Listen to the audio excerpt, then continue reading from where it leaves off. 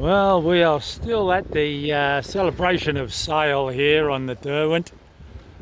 It's Bruny Island behind us, and there's a lot of sails behind and around us. But I tell you what, there's a shitload of them up there.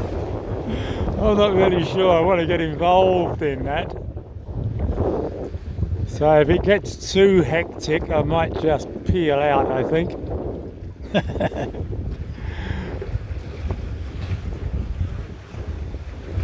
Square riggers and gaffers and all kinds of boats. Power boats. Yeah, that's sort of like coming out of the bush and jumping on the freeway in Los Angeles or somewhere with 5 lanes of traffic.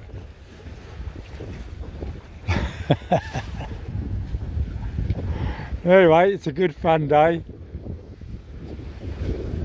We should be up there by about lunchtime.